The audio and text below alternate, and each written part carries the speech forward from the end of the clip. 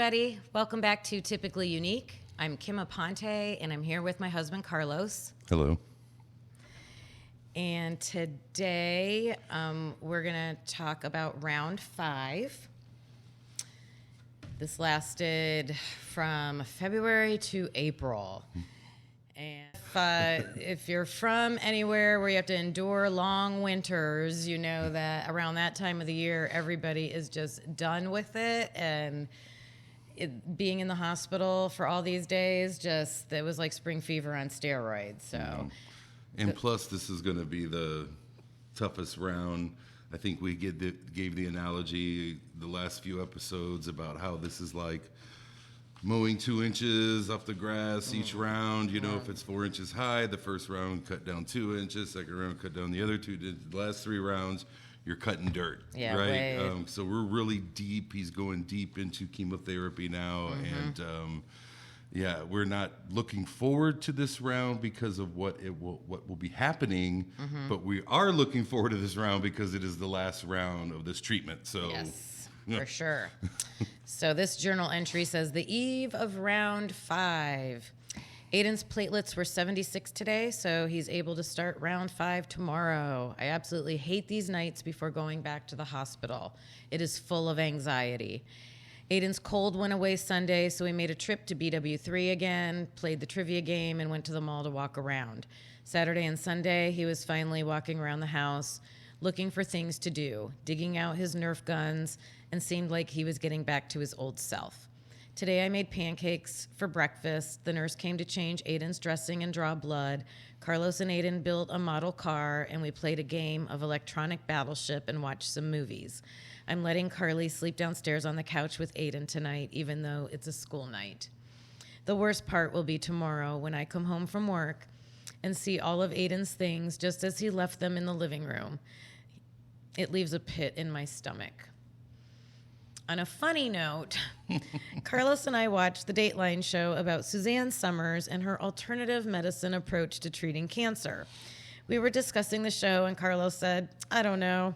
I feel pretty secure being at the hospital when I see the Amish people there because they give it all to God, and they're still coming to the hospital for treatment. The way he said it just had us both cracking up. Maybe you had to be there, but it was good to chuckle with him and be silly for just a minute. And that's no disrespect to the Amish community at all, but there were a lot, and they do give it all to God, but when it comes to this, for the good treatment, you need the treatment, and it's world class at Rainbow Babies and Children's. That's for sure. Yeah, we were very thankful for that. Yeah. We have had a wonderful time at home, and I told Carlos, as soon as we get back into our routine, it's time to go back. But at least this time is the last time. We figure 50 days, so 50 days and counting, and we're definitely starting a countdown clock. When the doctor called me tonight, she said that the fevers could be pretty intense this time. And I thought they were last time, so please, please pray for no fevers for Aiden. Aiden will get high-dose chemo tomorrow night, twice Wednesday, and 1 dose of a different chemo on Thursday, then nothing for 5 days, then they repeat it. Thank you for your prayers and support. Yep. So Aiden was, kind of psyched that this was the last round. But we all were. Yeah, but I think he was a little hesitant about, what was to come. And, he's been fighting this for, 4 previous rounds. And it's not fun, but we were all looking forward to the end of this one. Okay, so Aiden went back to the hospital on Tuesday. Carlos stayed with him, and he started chemo on Tuesday night. He didn't have any procedures this time, no spinal chemo or bone marrow tests, so he got to go straight to the room and get settled. That was different for Aiden because normally he gets put under in the OR and wakes up groggy and out of it in the room. Our favorite nurse greeted Aiden with a big hug when she saw him. She is one of the special ones. I know she loves these kids, and she even puts up with me. So Aiden had chemo running Tuesday night, and then they ran 2 more chemo doses on Wednesday, 12 hours apart. Thursday, he got a dose of chemo and then a shot of a different kind of chemo. He was super nervous about the shot. We didn't tell him about it until the day before because we didn't want him to worry while he was home. We just wanted him to relax and enjoy himself. We have AML cream always on hand because of his IV infusions he usually gets at home for his immune deficiency. So Carlos had that to help Aiden with the pinch from the shot. He didn't like the feeling of the medicine in him after the shot, and they had him move his legs and wiggle his toes to help with that. Then he rolled over, and after a little moaning, fell asleep for a couple hours. He actually woke up when he heard me talking to Carlos on the phone. Aiden's new preoccupation is putting together a complete Nintendo 64 game console. He is piecing it together. He wants this system so he can play the original Mario games. He got a couple prepaid credit cards for his birthday and used that to buy a controller and the cords he needs. We found an old console in town. Some of his online purchases came today in the mail, so he is eagerly awaiting my arrival to deliver those. I'm glad he has found something a little different to do during each round, so it hasn't been the same things passing his time. As you can see, it has been 193 days since his diagnosis, and we still have about 48 days left. If you haven't checked out the videos on my Facebook page, you should see them. Carlos has been making a little video clip every day of Aiden. We started a countdown from 50 because he was in for 46 days the last round. And they said about 6 weeks for this round. So we thought that was a good, fair number. And we told the doctors, if it goes past 50, we will just keep saying one more day until he is out of there. So far, Aiden has handled the chemo really well, and we keep praying for no fevers this round. Please, please pray for that. Yeah. So talk about the AML cream and the hurricane spray. That's a tip I wanted to share. Yeah, that's huge. I never knew about it. I would have liked it for myself. Who likes getting a shot or getting poked, right? So once Aiden was diagnosed with the Brutins and was going to have to get IVs all the time, this cream, it's capital EMLA. I don't know what it stands for, but it's a white cream, comes in a tube. They would have him apply it wherever, like they would usually give him his IVs on the top of his hand. And you'd take a special clear plastic patch and put the cream on real nice and thick and then put this patch over it for like a good hour before right around here. Before he was going to get the IV, and he wouldn't feel it. It really helped him. And then I also found out, because one time I think they didn't have the cream, there's something called a hurricane spray. And that's a spray that they can put on that also numbs your skin. So, and you could do that right before, there, right? Yep, get your hands on that. Ask for that if your kids go in to get their shots. Yep. Yeah, no, that was a good tip. And he would ask for it. You know, he knew if they were going to come in and do something like this, he'd be like, hey, did you put on the EMLA? Yep. Or do we have hurricane spray? So he was, because he really couldn't feel the poke. Yeah. And he hated the pokes. Yeah, and he was getting that every 3 weeks to a month. So for years. So the chance we got to use it in the hospital was great. And I do want to mention the Nintendo, because you're right, that was a great preoccupation for him. It was a retro system, so it wasn't anything that was on the market today. It was stuff when he was younger. So we did find some of the parts locally here in Ashtabula, like a trade-in store for video games and stuff. And they even had a lot of the old games. But we ended up piecing it together, finding retro controllers like on eBay or something. So when those packages came to the house and Kim said they're here, all of a sudden it was like, well, when are you coming up? Yeah, when's mom coming? Yeah, when's mom coming? Like all of a sudden, I'm no good for nothing anymore, right? It's like he wanted me to come up. When's mom coming up? With my stuff, because he did a good job putting that together. The game was the system was playable, and he loved it. Yeah, and what was really funny, we always said that up at the hospital, just ask for something if you want it or need it, and they'll probably have it. The original games when Aiden was 5 and up at Rainbow getting diagnosed with the Brutons, they still had those same game cartridges. The child life specialist just went, they had him on another floor, and she went and she comes trotting down with this little basket. I was like, oh my gosh, I can't believe you still have those. He loved it. Yeah, that was great. And I did want to mention that nurse. I mean, she was the best. She was so special to me. She just had such a good relationship she developed with Aiden.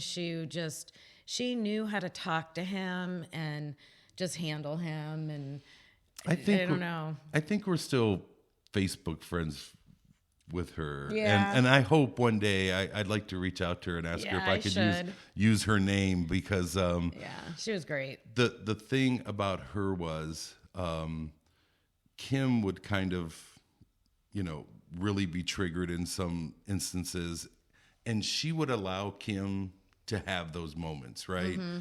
Let Kim walk away, 20 minutes later, she might even go seek Kim out. Hey, everything's okay. She would talk to me. This is what we're going to do, and really, bring Kim down. And the same with Aiden. She'd let Aiden have his moments, and then she'd be like, well, what do you want? What do you need? This is what we have to do. Let's talk about what we need to do to reach this goal. Mm-hmm. And usually it was around cleaning his Broviac area. And it came to the point where she was almost exclusively doing the cleaning when he trusted her. Yeah, because she would do it right to the way his chart stated, come in, no small talk, just get in there, clean it, get it done, get out, and she would do that. And she was a very trusted member of the hospital. I mean, there were a few people that we wouldn't have made it without them. Yeah, and I have to say, I liked all of the nurses. She was the most special nurse. There were a few others that I really, really liked. There were a couple that I did not care for at all. So, we had that range up there. And when you say not care for, it was because they were oblivious to some of the things that Aiden needed to feel comfortable. And when someone comes in and, applies that stress or pain or fear to your child, you're gonna not look at that person in the best light. So it was probably mostly personalities, but it was also like that example we gave in one of our episodes where it was like the way that they were handling him being allowed to get out of the room. Yeah. And just like you can heighten, right? You can escalate situations or you can bring them down, right? We all use that terminology in all of our different professions, right? So it would be that type of thing. Okay, so for this journal, I said, and this was day 25, so we thought we're like halfway. We're halfway. Well, today is the exact halfway point according to our countdown. Aiden is feeling well, not very nauseous at all, and handling the low counts pretty well. His big issue now is that he needs to get rid of some fluid he is retaining. This created quite the drama and stress for me tonight because people around here don't seem to know how to communicate with anyone, each other, patients, lab workers, etc. Too many people playing telephone, and the message gets lost in translation. So Aiden was supposed to get an ultrasound of his kidneys today at 3:00. We were all ready to go. Then, about an hour and a half later, the resident comes in and says, we won't do the test today. The lab is booked and can't get you in. And she said this in front of Aiden, so it's now a done deal. Not 10 minutes later, the nurse comes in and says, they're going to come get you in a while for the ultrasound. And Aiden proceeds to tell her that, no, they aren't. The doctor told me I didn't have to go. So that started the fiasco of trying to get Aiden to go to the ultrasound. I used my newfound sense of control and promptly left the room. I just started leaving the room. I figured they dug this hole, they can get themselves out of it. Apparently, the nurse and doctor both threatened to take Aiden's games and playroom time away from him if he didn't go. Not sure how I still feel about that. Not very good bedside manner, if you ask me, especially when your mistakes caused the problem. So Aiden refused to go. Nurse and resident doctor left, and who comes a knocking on the door? The lady to take us for the ultrasound. She said, "I'm here to take you for the ultrasound." And Aiden said, "No, thank you." And she said, "Who's your nurse?" And Aiden said, "The mean one."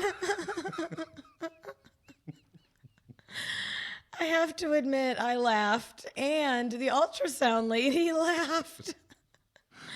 I'm just so over the miscommunication around here. Aiden was supposed to get his Lasix drug to make him pee around 1 or 2 this afternoon. He ended up getting it at 10:30 p.m., exactly the time the doctors on rounds this morning told me that he wouldn't get it.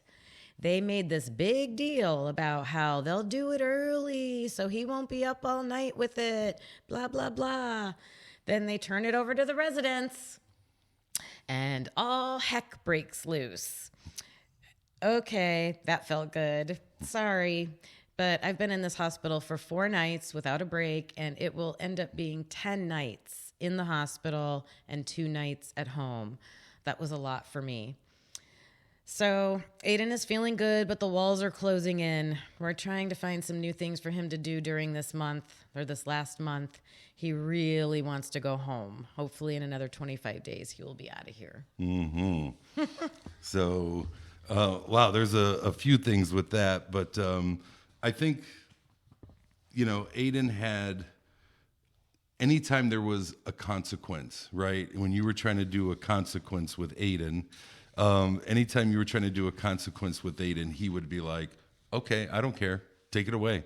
It was that wasn't motivation for Aiden. Who take this away, or you're gonna go get an ultrasound? Well, take it away. I don't want it. So they really couldn't use that to try to motivate him to do what they wanted him to do. So.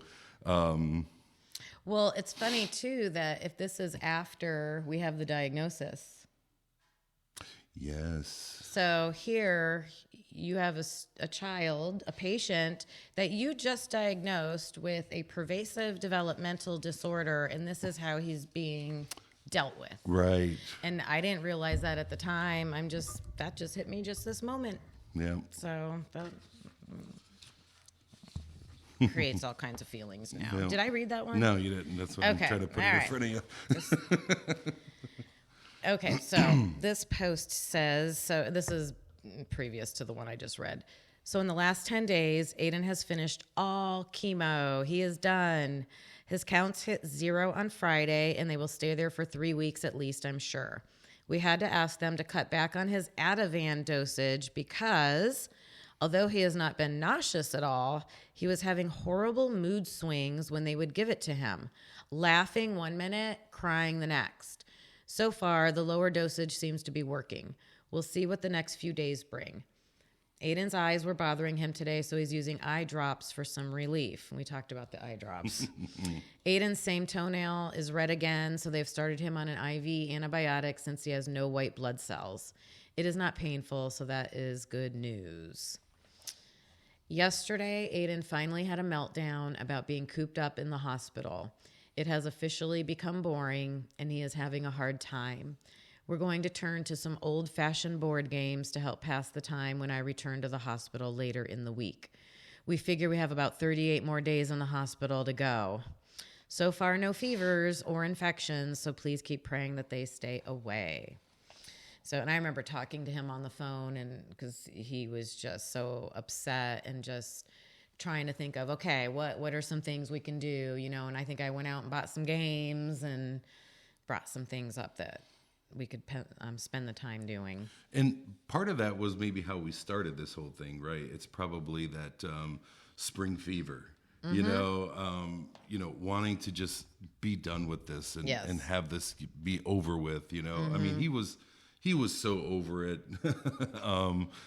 for a very long time, but he just ran out of stuff to do. We've tried, and we probably ran out of stuff to do. Yeah, we were all like, "Oh my gosh, just get us out of here." We were all tapped out. Yeah. It was hard. And I don't know if you'd mentioned this Ativan or something was causing maybe some mood swings. So we don't know if it was. It's almost like medical marijuana, but in a pill form. It is. All right. Well, yeah, there you because go. the doctors laughed at me one time because I don't know if it's when this happened in his course of treatment, but he was having a hard time. He couldn't swallow or anything. And I said, "Does it come in a different form?" And they all just like lost it. Well, what did you mean by that? What it was. IV. Oh, okay. Because he couldn't swallow pills. Oh, okay. I thought you were going to have a smoker. Yeah, that's why they were laughing. Okay. That's why they were laughing at me.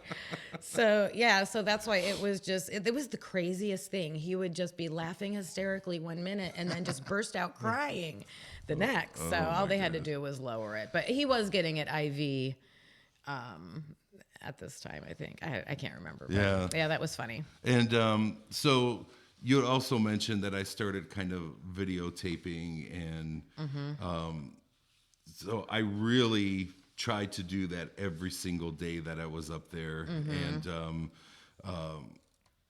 I think that was a better way because I had stopped all Caring Bridge posts pretty much. I mean, I kind of took that over. Yeah, you took that over and ran with it, and Aiden wasn't journaling anymore. Yeah, we weren't journaling, and I just thought, we get to see Kim's words and stuff, but a lot of people were like, "Well, how does he feel?" You know, and I thought it would be the best way to kind of show our friends, our family, what he looks like, how he's feeling, some of the low moments, some of the funny things. Sometimes we would crack up a little bit, and laugh. And sometimes, he would just, he was notorious if I asked him, "How you doing?" He'd be like, he would. Not wanting to express anything, or maybe not knowing how to express anything. Well, and I knew that, okay, that video's got to be a short one, right? Yeah. We're not going to have much interaction, but I just tried to give everybody a little bit of an update of how he was looking, how he was feeling, because we really thought, man, he's going to come out of this, and here's a piece of that journey, right? Visually. So I think we have... That's good documentation. I've got one. Yeah, okay. Okay, so I have one more journal update. This was 238 total days and day 36 of round 5. What a wake up this morning. I blinked open my eyes, rolled over, and saw the daily counts paper sitting on my little night table. I remembered my favorite nurse telling me that she thought Aiden would have counts today. So I knew it was her. I looked at the paper and it said, "His counts are 10. I told you." She left me a little note. I was so excited. I went running down the hallway to find her, to give her a big hug. Aiden wasn't too thrilled because he knew a 10 meant a lot more days in the hospital. So I had my morning coffee, got Aiden mentally prepared for his dressing change today, and then we had rounds. During rounds, the resident said his counts were 10, and someone said, "No, 100. And I was like, "What?" And then I looked, and sure enough, the number was 0.1, not 0.01. I went in the room and told Aiden, and that got him excited. His eyes lit up, and I saw the realization that he knew he'd be going home for good very soon. It's too bad that good news only lasted a little while because Aiden had to have his dressing changed in the afternoon. And believe me, that is high stress level. He just hates it. And that was once a week, right? Yeah. Every week. He got through it, though, and then went down to the game room for a Galaga tournament, which took about 20 minutes. No kids showed up. We went back to the room and spent the rest of the day watching funny sitcom reruns. In the evening, the doctor came in to check on Aiden, and I asked again about the counts. Just to triple check that the decimal place wasn't in the wrong place or something. The doctor said this was typical to have 0 and then have it shoot up. I said it wasn't typical for Aiden. That is why I was asking. When I was telling Carlos this tonight, we had a good laugh because this is how this kind of conversation usually goes with the doctors. Us. So Aiden is having blank. Is that typical? Doctors. Oh, every child is unique, so we can't say what is typical. Us. Well, Aiden has never done that before. Is that normal? The doctors. Oh, yes, that is very typical. We see it all the time. We call it the typical unique conversation. I was so glad I found this journal entry. What we do know is that Aiden's bone marrow is working and he will get to go home soon. And that is the best news. So I love that you found that journal entry as well, because we got hit with so many typicallys and uniques. Yep. And I can't tell you how many times that, wow, why is this number like that? Oh, don't worry about it. That's typical, I mean, that would happen so often. It'd be like, and be dismissive, like Yeah. we talked about in our introduction to this podcast. Yeah. And that was so frustrating because, instead of trying to generate some type of reason or answer or just something soothing. An explanation. Yep. Nope. That's typical. See you later. See you tomorrow's rounds. Yeah, oh, that's unique. We don't really see that very much. Yep. You're lucky you, or whatever. But I mean, that was burned in my brain because it was our experience. We experience it all the time. I remembered this.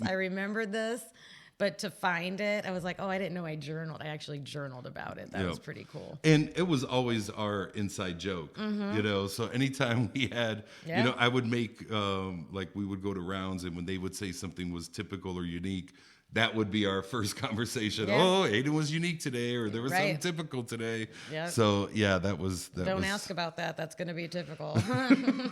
Exactly. But yeah. So one other thing about the ANC or the absolute neutrophil counts, for him to come out, because typically he would be at 0 for a very long time, and then there would be a little blip in the number. And that started all the, the other ones starting to work where that absolute neutrophil count would start rising, getting to 200. To come out of the gate at 100. He never went from 0 to 100. Ever. I bet if we went back and verified it, it was probably a lab error or something. Could have been. Because that never happened. But, what it was. But. Yeah. So I don't know how much longer we spent there, but that had to be, only a few more days to get from 100 to 200. No, it went because it goes back down. Oh, darn it. Yeah. No, it was very... It gave false hope to Aiden, I will tell you that.